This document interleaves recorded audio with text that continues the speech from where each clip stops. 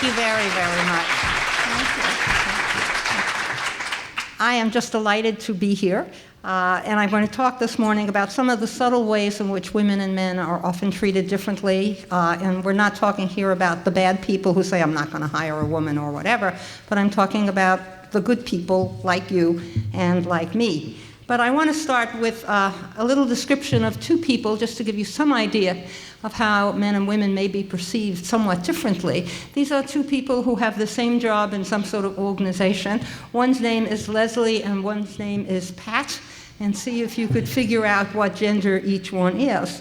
Leslie is aggressive, Pat is pushy, hostile, abrasive. Leslie is a stern taskmaster. Pat's very hard to work for. Leslie takes charge of a difficult situation. Pat's very bossy. Leslie has to be tough to get the job done. Pat's hard and cold. Leslie worked very hard and got the job because of talent and experience. Pat got the job, this gives it away, because of affirmative action, and maybe Pat slept with the boss. Leslie gets angry. Pat is bitchy and emotional. I don't know why men are never considered emotional when they're at football games or things like that. Leslie is closed-mouthed. Pat is secretive. When Leslie is depressed or hungover, everyone tiptoes past Leslie's office. Leslie is moody. It must be that time of the month.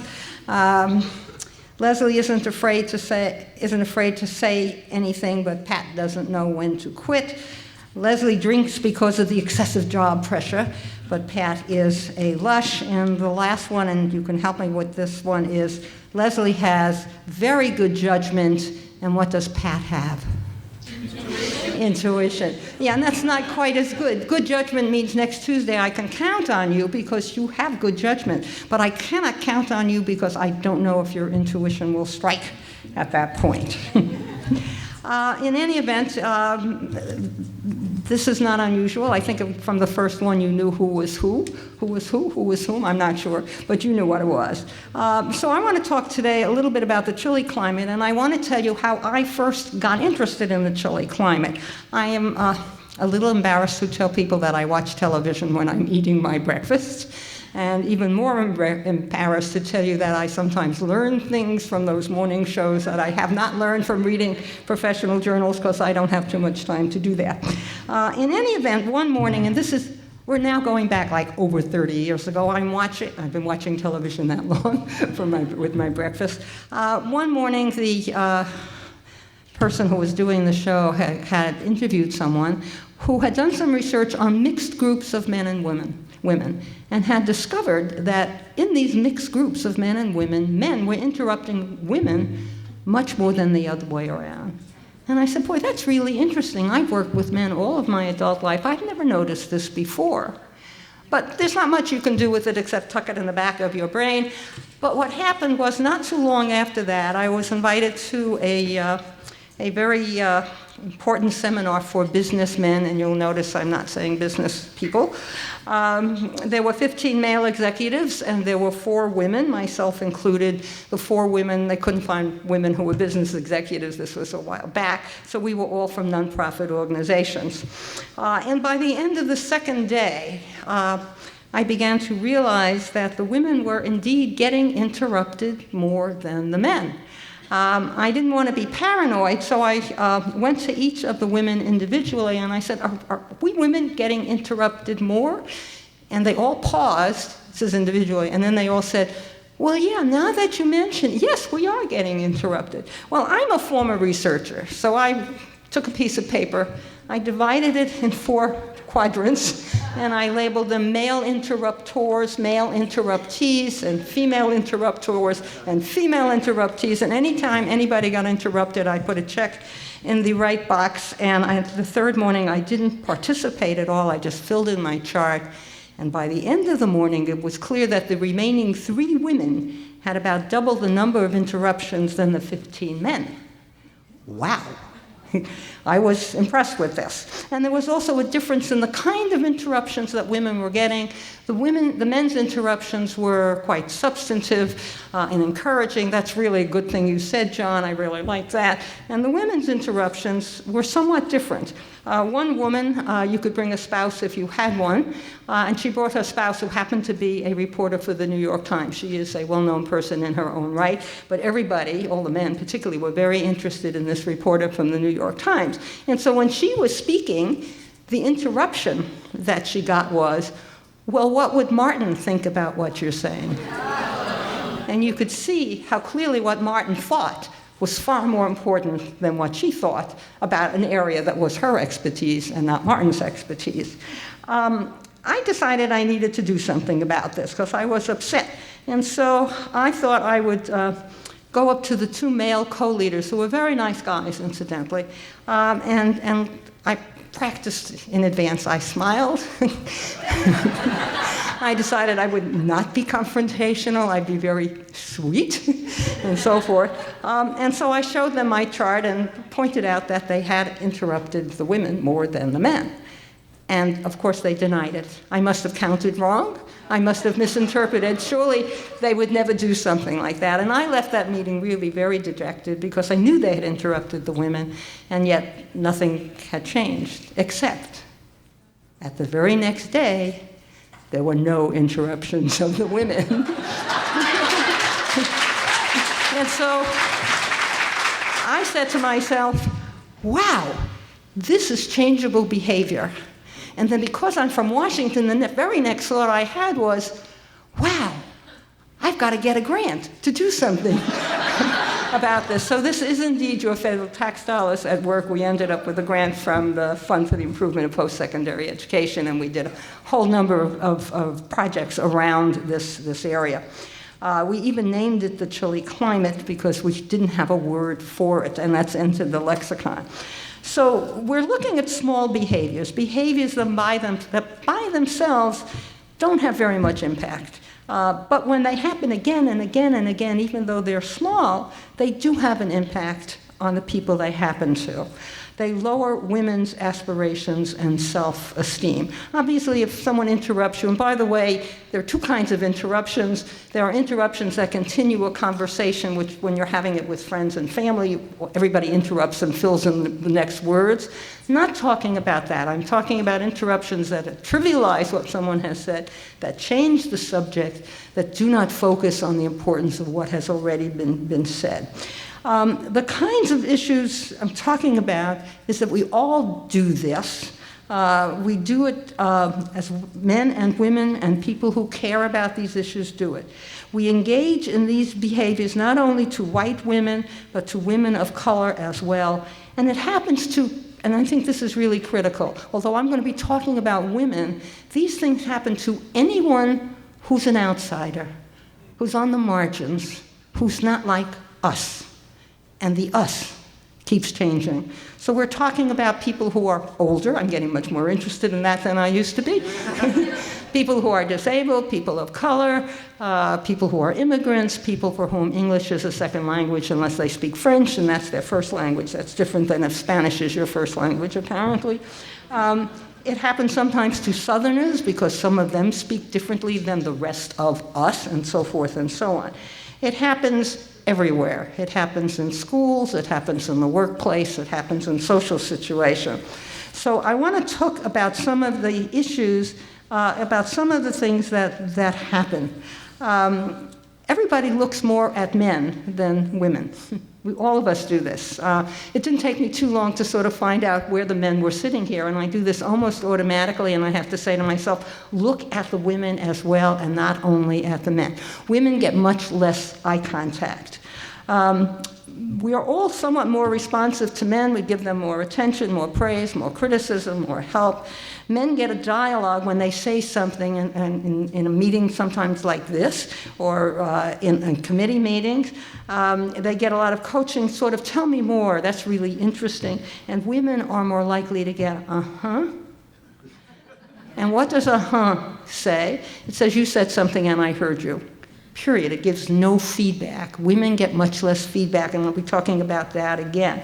There's even research that shows that when women are speaking, more people are likely to frown than when men are speaking, and I have been watching to see if people are frowning. So far, you've all been pretty good. We wait, men are called by their name more often, and being called by your name is important. If you're in a large organization and the top guy knows your name, it's very nice when usually he says, "Hi, Jim," or "Hi, Mary," rather than, well, hi there, how are we today, kind of thing. There's even research that we wait longer for men to respond to a question before going to someone else. You can look at some of these things in committee meetings that you go to.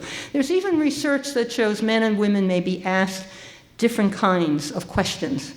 Men are more likely to get thinking questions. Women are more likely to get factual questions. So this is the difference between being asked, when did the revolution occur, and why did the revolution occur? You can really sparkle and shine on the why did the revolution occur, but it's hard to sparkle on just the dates. We see that incidentally in interviews where male people are more likely to be asked questions like, how'd you get interested in this area? And women are more likely to ask, what was the title of your last job? And those are two very different kinds of questions which come up with different kinds of answers. If you're interested in a large number, like 50 or so of these kinds of behaviors, if you go to my website, which is just www.bernicesandler.com, you'll find a large list there under chilly climate, because I don't want to spend my time just on listing the behaviors. I want to talk about how all of us can help make wherever we are a better place by giving you some strategies. You may not like all of the strategies, but hopefully you'll like some of them, and so you can use them. One of the things is the next time you go to a committee meeting, or even at a party, but more at a committee meeting of some sort, which people get the most and best responses? Who gets the most attention? Who talks the most? Who talks the least? Whom do others talk the most? And whom do they ignore the most? Who gets praised? Who gets criticized? Who receives feedback about their comments? Who's called by name? Who gets encouragement to do more? And by examining your own behavior and that of others can help you understand how these behaviors exist and what you can do about them. Now, one of the things I think is most important, because women get less praise, less constructive feedback, and fewer suggestions for improvement, is to use praise as a very deliberate strategy, coupled with feedback about the quality of the work and what, if anything, needs to be done. I've become very interested in praise and have been using it in lots of situations. I've been praising technical people. I'm always calling technical people for some sort of assistance. And some of them are very good, and when they're good, I praise them. And it's been absolutely astonishing. They break their formal speech pattern, and they thank you, and they say, gee, that's very nice, and they're sort of surprised. And it's very nice, because I don't think we give them enough praise. Sometimes they really are very, very helpful. So there are lots of things you can praise: good comments, abilities, ways of working, problem solving, good work in general. Sometimes males are praised for their talents. You're really smart. And females are praised for their hard work. And you may have noticed that, but if you haven't, keep an eye out for that, because women are thought to be hard workers and men are thought to be much smarter. Positive feedback is good and for praise and as close as possible to when something happens. But you don't want to just say something as vague as good job. The more specific you can be. It looks to me like you put a lot of work into this. You apparently are a really good thinker. You're good at analyzing problems. I like the way you write. You have a nice style. That's much better than just good job. By the way, if you have children or grandchildren, these are very good suggestions for relating to them too. I've been doing that I started doing this when my grandchildren were small, and it really, they behaved always much better with me, and I think that was part of the reason. There are ways to give criticism and feedback. It's very hard for a lot of us to criticize other people, and certainly lots of times we don't give them feedback because we don't want to be critical. But one way to soften criticism is first to give two positive statements.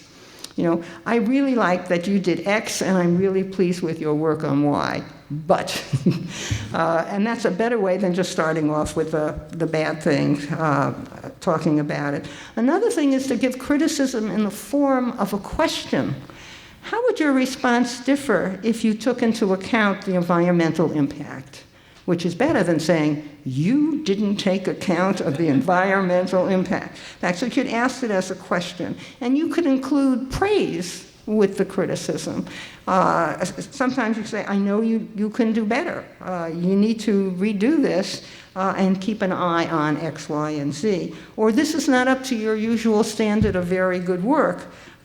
It would be helpful if you include a more detailed description of problem A. And those are very helpful ways of giving feedback. Sometimes, rather than saying, this is a very factual statement, you can put it on a scale like, I know your participation in meetings is on the low side. It's different than you don't participate in meetings. So if you cast it in terms of a scale of low and high, sometimes that's helpful. Now, one of the things some of you may have noticed that at meetings, women don't always talk as much as men, particularly if the numbers are equal or if there are more men than women, but sometimes even if they are fewer men, they may control a lot of the talking. So what do you do at a meeting? Well, one, it's useful, and I know teachers always say that, and it doesn't always work, but I still think it's useful to, at some point, say, let's see that everybody gets a chance to participate, which at least sets the ambition of what you would like to do. Everyone has to take a more active role by coaching other people who are talking. Coaching is a specific form of encouragement. It conveys the expectation and the belief that someone is bright enough to comment with a good suggestion. So you can use questions to other people. Why do you think that is? That's a good question. Or tell me more about this. Or what kinds of questions do you have about what we've just been talking about? Those are all good ways to encourage people to talk. If there are people who are not talking, it's helpful to say, Susan, you haven't said anything yet. I wonder if you'd like to comment on what we're talking about. Very often Susan has very good things to say, and I think that sometimes surprises people when they hear a woman say something. Sometimes it even comes as a shock because this person has not said anything before. I talked about saying uh-huh or okay when people speak. I think we have to be more specific than just uh-huh. Let me move along. One is listening attentively when people are speaking. Very often when women are speaking, this is what you'll see. Somebody's looking for something else. They're looking in the desk. They're grabbing a drink of water. They're pulling out a Kleenex or whatever, and they're not paying attention. And we tend to spend less attention again on women and give men much more of the attention. Let me talk about interruptions, because I think interruptions, do you all know what the rules of interruptions are? No, you don't, because I'm going to have to tell you this then. Okay, the rule of interruptions is this. Somebody has more power than you is allowed to interrupt you. If you are fortunate enough to see President Obama and he interrupts you, you let him interrupt you, okay? Because he's got more power. Okay. If someone has less power than you, and think of your interactions with salespeople, waitresses, waiters, service people, you are able to interrupt them because you have more power. You don't have to, incidentally, but the rules are that you are allowed to do this. Now, what about people who are equal? Somebody, and it took me a while to learn this, somebody interrupts me, and if they're my equal, I don't have to stop talking. I used to stop talking all the time when anyone interrupted me, and now I keep talking. Wow, very liberating. However, there are some people of equal status who, when I am talking, they are talking. So now you have two people talking, kind of thing. And then if they have to be of equal status for you to do this, you turn around and you say, I haven't finished yet. Please let me finish, or words to that effect. And that works most of the time. If it doesn't work, then you really have to use the finger. I am not finished yet, in a much stronger much stronger tone of voice.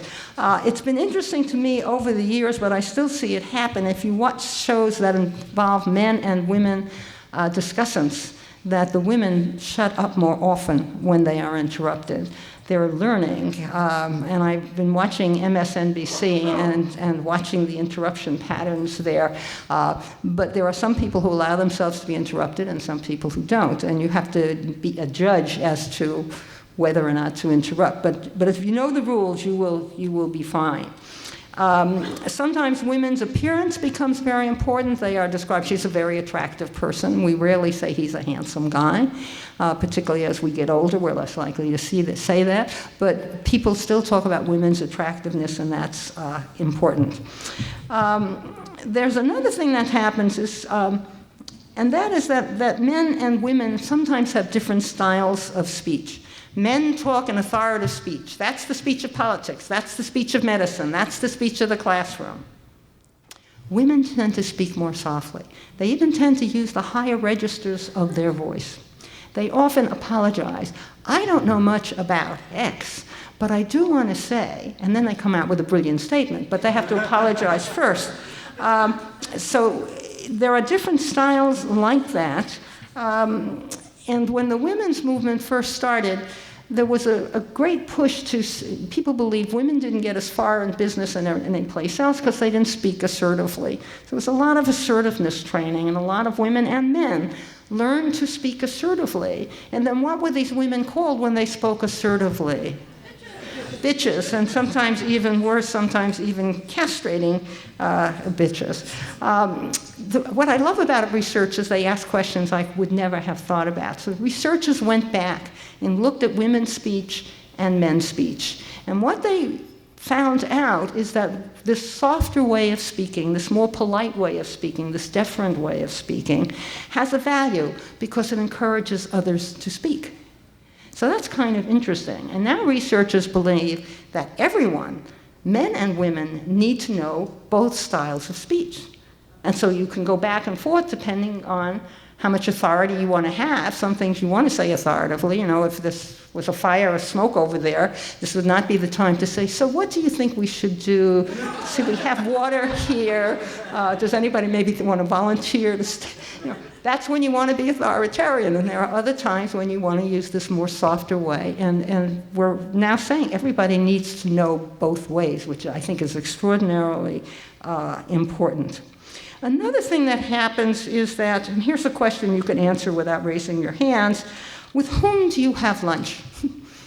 And how often do you have lunch with people who are not of the same gender? And for many people, I mean, it's the women having lunch with women and the men having lunch with men, and if you ask them about it, they say, well, if I ask guys out for lunch, they'll think it's a sexual overture, and I don't want the, whatever, or someone else will think it's a social. So if you are male or female and you want to have lunch with a colleague, you ask two women out for lunch, or you ask two men out for lunch if you're female, and you can do that, and then no one will think it's a sexual relationship. But it becomes important because in any organization, place where you work, place where you live, organizations where you join and belong, like this one, a lot of things are not written down.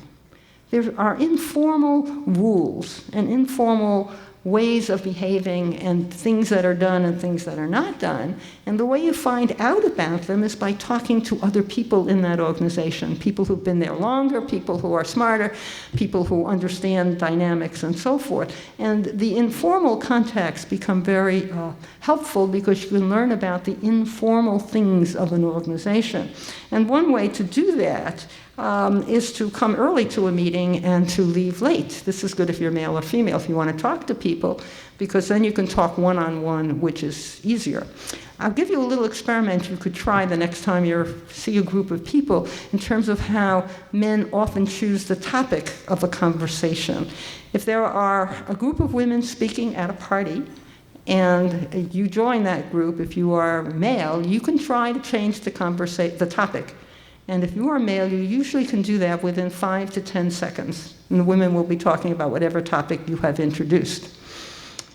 If you you are female and there are a group of men talking and you go over to them, it is very difficult to even join the conversation unless you just won the lottery or done something extraordinary. But it's very hard to join the conversation and almost impossible to change the topic of conversation. And so these things happen, and I want to tell you, because my question was, as we first started working on this issue, was why are these things happening? What's the reason? I mean, these are good people. We're not talking about the Neanderthals. These are good people like me, like you. I have to tell you, once I was leading a workshop on the Chile classroom climate, and there was no clock in the room, and I had to watch the time. So I kept looking at my watch to make sure I wasn't going over. And I suddenly realized I was only looking at my watch when women were talking. I never looked at my watch when men were talking. It was as if I valued the women less. I gave the men my full attention, and the women I was not giving my full attention. Turns out there's a lot of research, and what they do typically, two groups of people, a set of something that's going to be evaluated. Half the things have men names, half the things have women's names. Everybody gets the full set, but the names are reversed for each of the two groups. And the research shows that if you think it's done by a man, you give it a higher rating than if you think it's done by a woman. And I will tell you of an experiment which involved a resume of a faculty psychology member, psychology department member. This is a sanitized resume which says you can't tell the sex of the person at all. There's no coach football on Saturday mornings or teach women's studies introductory courses. It's nothing like that. It's a sex-neutral resume. And half the time it goes out as Karen Miller, and half the time it goes out as Brian Miller. And they send it to psychology departments, large number, several hundred people, and they're asked a whole series of questions. Is this person qualified to be hired by your department? Is this person qualified for tenure, et cetera, et cetera? And it turns out, guess who gets hired almost twice as much? Almost twice as much, Brian. And guess who gets criticized? The person's resume stated that the person had gotten a grant from NSF at some point. And so the criticism on that resume, when it had Karen's name on it, was, need to check this out to see if she got help in doing this. Brian's resume has no comments on it, but there are comments on Karen's resume. So something is going on here, and what I think the reason women are treated in all of these ways, and there are many more, is because women are devalued in our society. And you could see it in many other ways, but I think that is what is going on in many places. Even though we may be friends with people and so forth, very often women are devalued. The more formal the situation, usually sometimes the devaluation may be more, and so forth. So this is, to me, was an interesting insight, because I think we have to know about this. Because it accounts for our behavior. This is, again, the outsider is devalued. They're not people like us, and therefore I'm not as this is the clone factor. We're all happy with people who are like us, and people who are not like us are the other with a capital O, and they're devalued until you know them much better. Some of my best friends are, kind of phenomenon, if you will. But it's clear that this is something that happens in our society, and we need to figure out what to do about it. So one of the things I want to spend a little bit of time on before we go to questions is I want to talk about intervening, because you will see some of these things happening once your eyes are open for it. And sometimes you will see things that are not so subtle, but somebody saying something about women or people of color or someone else, which they shouldn't do, or they may say it to you.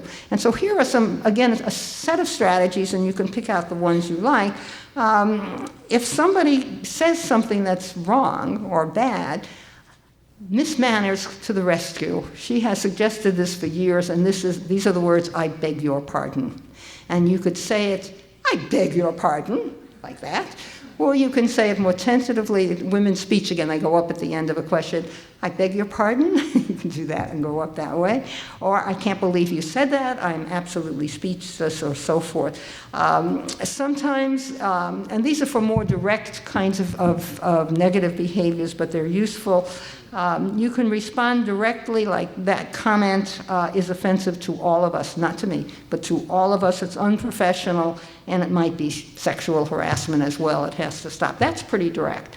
A lot of us have trouble being that direct, so we may not be able to do that. There are other kinds of things that one can say also.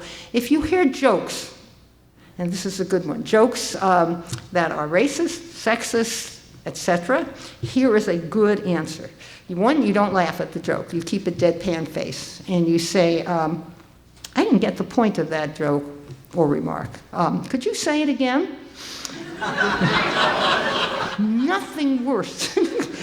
Someone who's just told a joke they think is very funny for someone to say, I didn't get it. And so you can ask them to, and this is also even with a sexist remark, you ask them at least 2 or 3 times, I don't understand what you meant, I don't understand what's funny about this. And if someone else who's hearing this doesn't explain it to you, you ask and you say, I don't understand why this is funny. And you ask them to explain it. And then they may explain it, and then what you do, this is really important, you don't say anything, you count to 5,000, not 1, 2, 3, but 1,000, 2,000, 3,000, 4,000, 5,000, and then you just say, oh. That is so empowering. I cannot tell you how empowering that is. And anybody could do this. When anybody makes a remark, you just ask them to explain why it's funny. And that's it. The last thing I want to talk about is, again, for more overt behavior. And I guess I want to give one more example and use this as how you could use it with a special letter. This is... have you ever been at a meeting, a committee meeting, and a person of the female persuasion makes a suggestion and it falls quietly to the floor, silently, no response? A few minutes later, a person of the male persuasion makes the identical suggestion, and some of you know what's coming. I see the nods, and everyone says, oh, Charlie, that is such a good idea. Cheers for Charlie. Okay, so when that happens, and many women sit silently when that happens, gnashing their teeth or telling themselves, I don't really need the credit, it's the idea that counts. I have said that to myself many times, and I do want the credit now. Yeah, okay, so I'm gonna use that example with a very special letter which was developed by Dr. Mary Rowe at MIT. It comes out of people who do dispute resolution. It was originally designed for sexual harassment, a woman being harassed by her boss, but it's very useful for all kinds of things when people are not behaving well. Even for things like if you bought a product and they don't want to take it back even though it never worked, you could use it for that too. Or you have a son-in-law who didn't treat you nicely, it can work for that too, I can tell you. The letter has 3 parts. The first part is very factual, because people usually agree with the facts. So it might go, the letter would go probably, you have to decide, do you want to send it to the person who got the credit or to the chair? I myself would send it to the chair because the chair should have intervened. And so I would say something like, Dear John, last week at our staff meeting, I mentioned X, Y, and Z as a suggestion, and nobody responded. A few minutes later, George made the same suggestion, and he got credit for making that suggestion. Now that's very factual. People agree with the facts. What the letter does is it separates the facts from the feelings. And so the second part is how I felt about it. I felt I was not getting credit for my idea. That's true. Just, that's how I felt. I felt I was not having a chance to show my professional experience. I felt neglected. I am worried that people will not recognize some of the talents I might have. Whatever you think you want to do. If it was sexual harassment, you might say something, I look at you and I want to throw up. That would be overkill for this. But you understand, this is what I feel. I am very upset. This has happened to me many times, and I am upset when I am not called on. I don't have a fair chance to show my experience as some other people do. So again, notice there's no name calling. It's all in terms of I feel, I am concerned, I am worried. etc., etc. The third part is what you want to have happen. I would like to call on you, you to call on me when I would like you to give it to, when someone takes credit for my suggestion, I would like you to remind the group that it was my suggestion initially. And then that's it.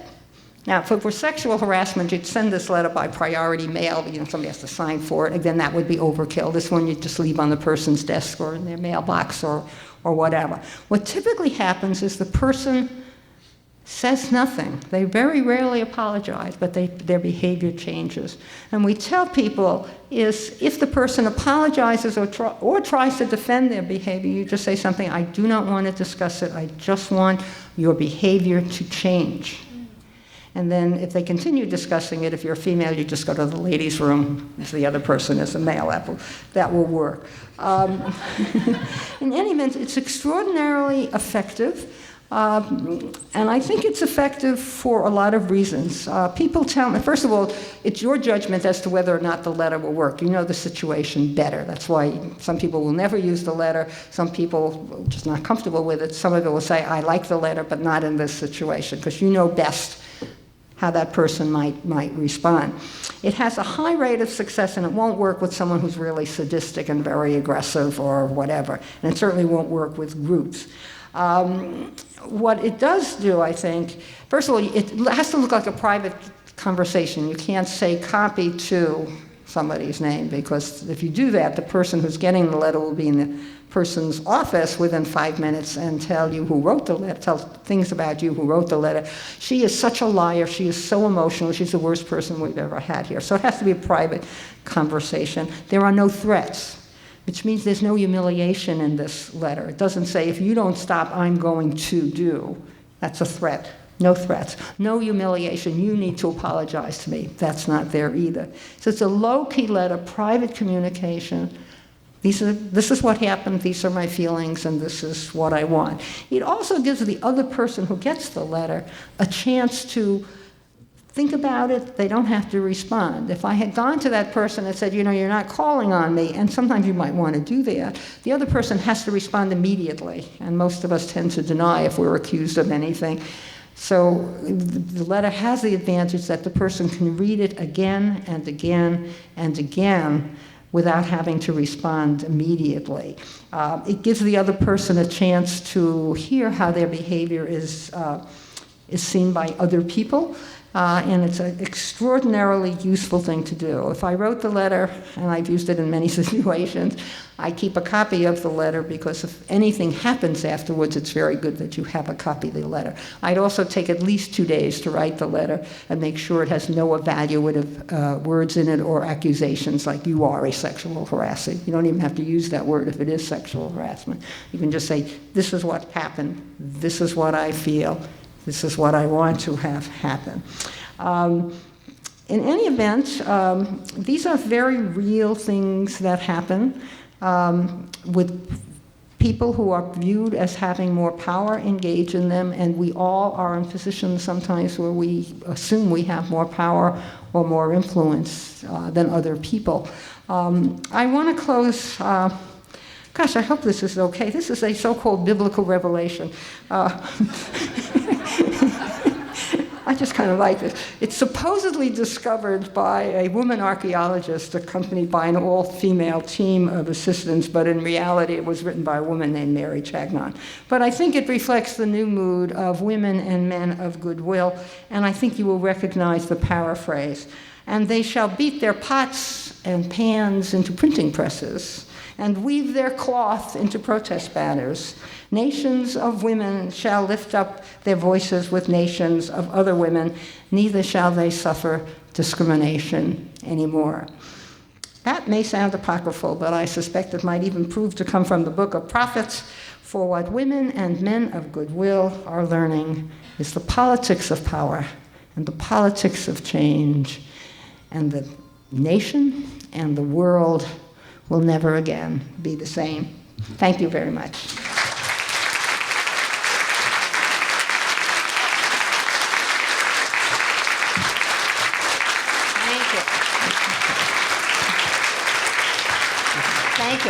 Thank you. Okay, first question up. It says, in your story in which you recorded interruptions, do you believe you introduced bias by asking the women if they believed they were being interrupted before completing data collection? The men interrupted less after being informed. Could the women have not done the same?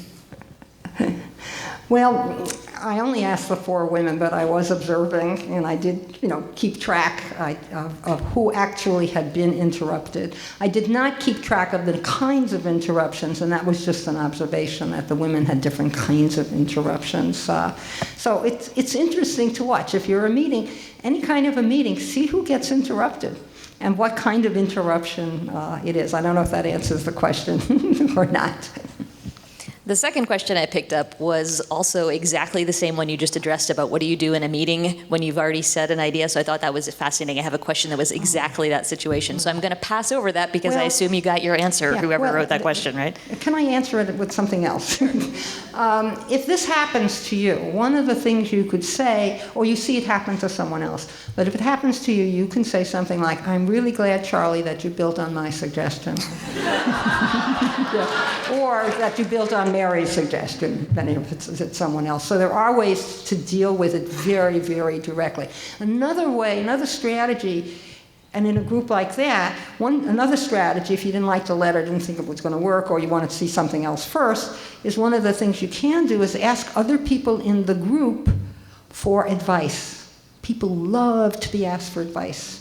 And when you ask someone for advice, they begin to own a piece of the problem. So that if you say, I make suggestions and this is what happens, do you have any advice for me? They may have no advice for you, but what is likely to happen the next time it happens, someone is likely to say, Susan made that suggestion before, or let's build on Susan, whatever. So that you can, people will help you and be more active in solving that problem if you've identified it as a problem, even if they don't give you any advice. Thank you. Okay, next question. Are people who are less tolerant of being interrupted less likely to be interrupted? People who are less tolerant? Are people who are less tolerant of being interrupted less likely to be interrupted? I guess maybe if you're less tolerant, you're going to push back, and would that decrease how many times you get interrupted? Yeah, I'm thinking about the answer. I'm thinking if you don't let people interrupt you, it's because you think you are more important, more powerful, saying better things.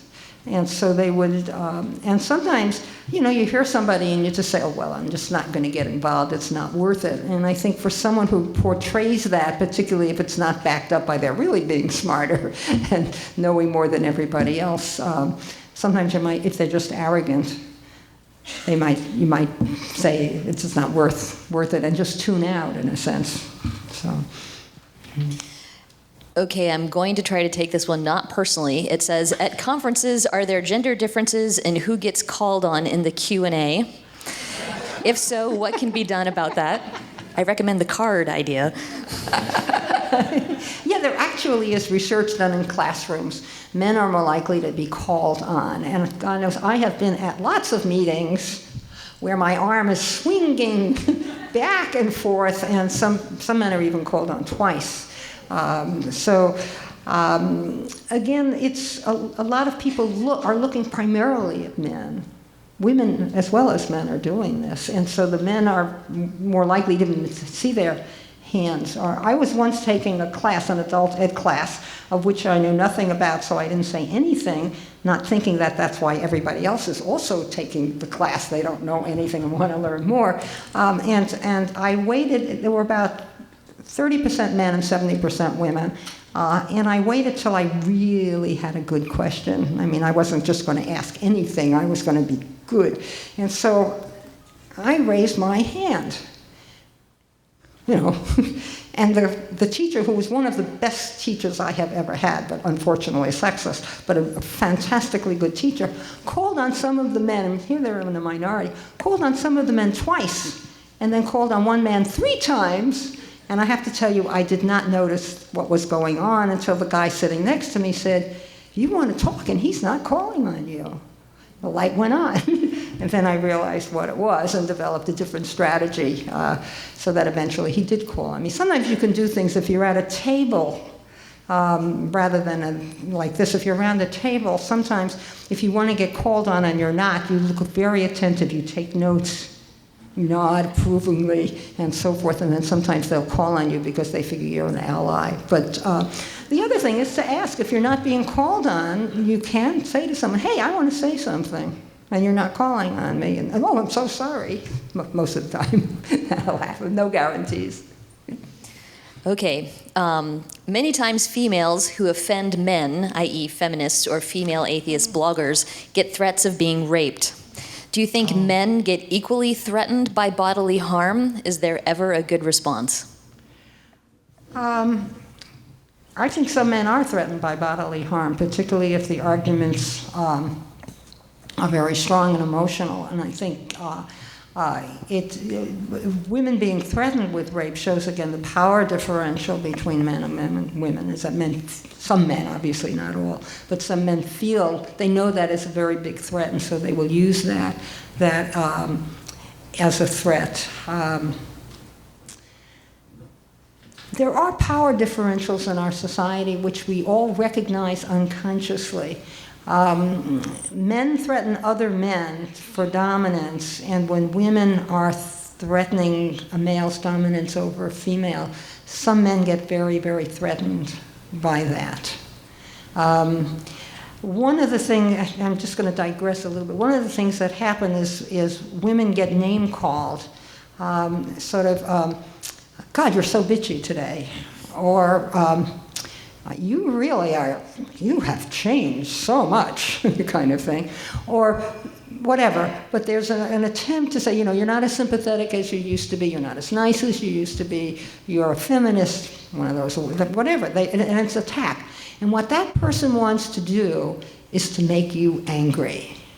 And there's a really good way that you can get back at them. They call you a name. You don't get angry. You just say, it's probably going to get worse. I'm getting older. Very good comeback. Yeah, it is also, I learned this when my children were teenagers. They're fortunately long past that now. But it was, they were accusing me of everything. And someone gave me this advice. You disagree with them and say it's going to get worse. And you have said the right thing when the other person gets angry and annoyed, because they wanted you to be angry and annoyed, and you weren't angry and annoyed. So there are a number of things like, I beg your pardon, and this other one, it's probably going to get worse, which are good all-purpose kinds of things. It's nice to have them in advance, and why I try to put some of them like that here is because I very often think of something like the rest of you, that night when I go to bed, I say, oh, why didn't I say that? Kind of thing. And if you have a few things in advance you can do, then, you're ahead of the game that way, and it's good, yeah. Okay, it says, there have been situations in secular conferences where things have been said on stage that offend a woman in the audience. How would you recommend a response in this sort of public situation where you may not get to respond to the offender later? This is when a particular woman has been particularly offended? On a personal level, do you think they mean? Or that's how I'm reading it, yes. So somebody has been listening, or do you want to clarify?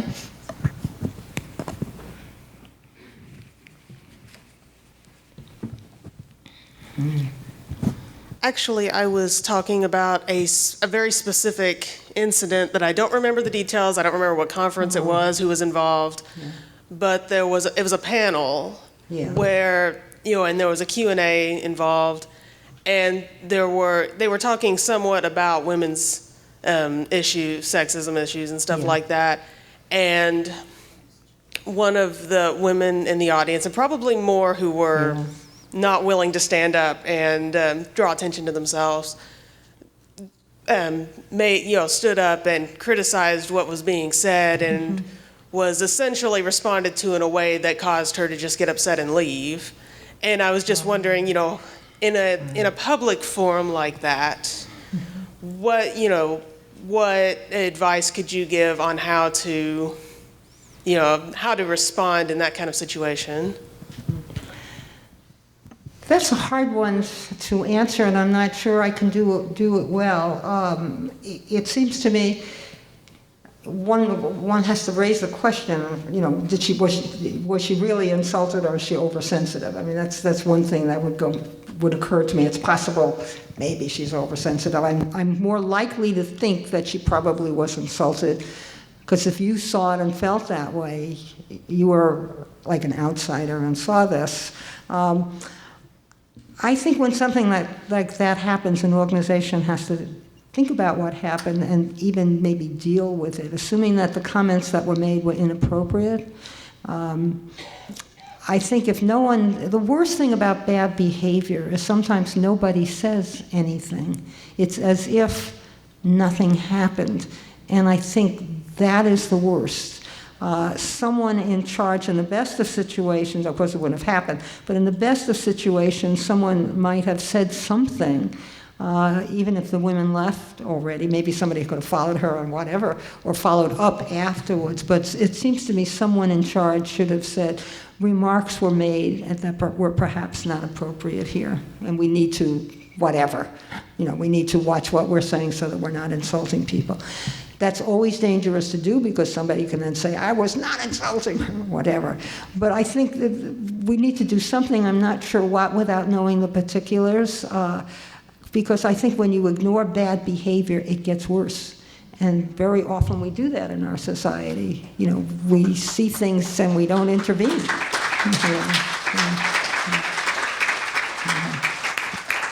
Okay, I think we're about out of time, and that's okay because I'm out of questions, but I do have one question for you.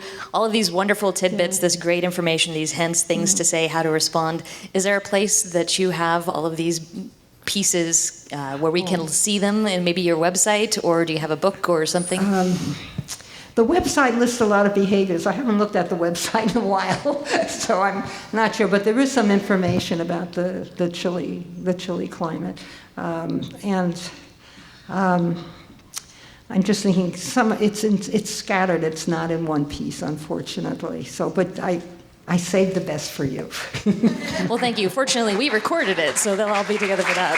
Thank you very much.